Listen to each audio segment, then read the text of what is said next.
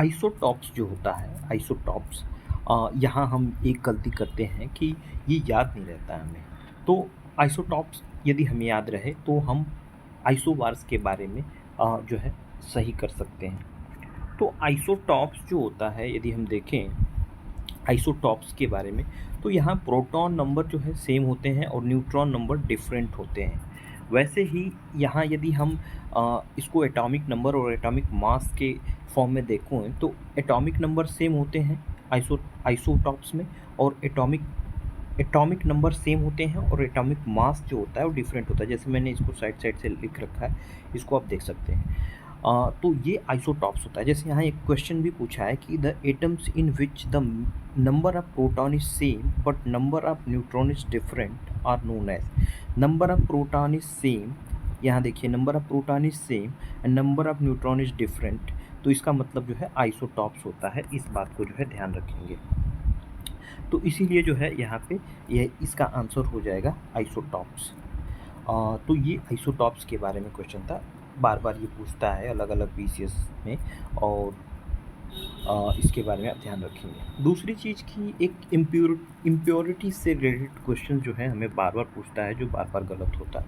जैसे इम्प्योरिटीज़ में क्या होता है, इम्प्योरिटीज़ में क्या होता है कि यहाँ पूछता है कि यदि इम्प्योरिटीज़ मिला दें हम किसी चीज़ में तो बॉइलिंग पॉइंट पे क्या असर पड़ता है, बॉइलिंग पॉइंट पे क्या असर पड़ता है और फ्रीजिंग पॉइंट पे क्या असर पड़ता है। तो बॉइलिंग और फ्रीजिंग पॉइंट पे क्या असर पड़ता है ये हमसे पूछता है।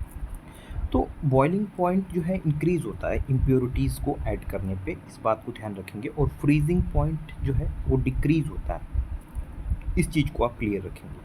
दूसरी चीज़ यहाँ पे मरकरी जो है पुअरेस्ट कंडक्टर है हीट का, इस बात को भी आप ध्यान रखेंगे। मरकरी जो है वो पुअरेस्ट कंडक्टर है जो है हीट का, कंडक्टर है लेकिन पुअरेस्ट है, इस बात का जो है आप क्लियरली ध्यान रखेंगे।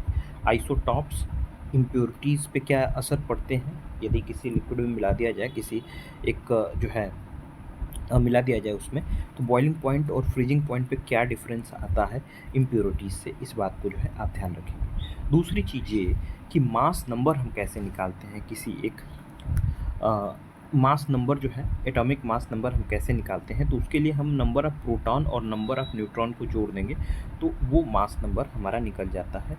इस बात को भी आप ध्यान रखेंगे। कुछ और चीज़ें यदि हम देख लें, तो मैंने यहाँ पे स्क्रीनशॉट कुछ लिए हुए हैं, इसको भी देख लीजिए।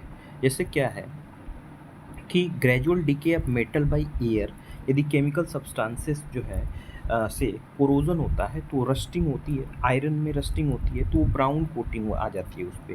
ग्रीन कोटिंग जो है वो आती है कॉपर पे, इस बात को ध्यान रखेंगे, कॉपर पे ग्रीन कोटिंग आती है। और ब्लैक कोटिंग जो आती है वो किस पे आती है, तो सिल्वर पे आती है। ये कुछ एग्जांपल इसको ध्यान रखेंगे।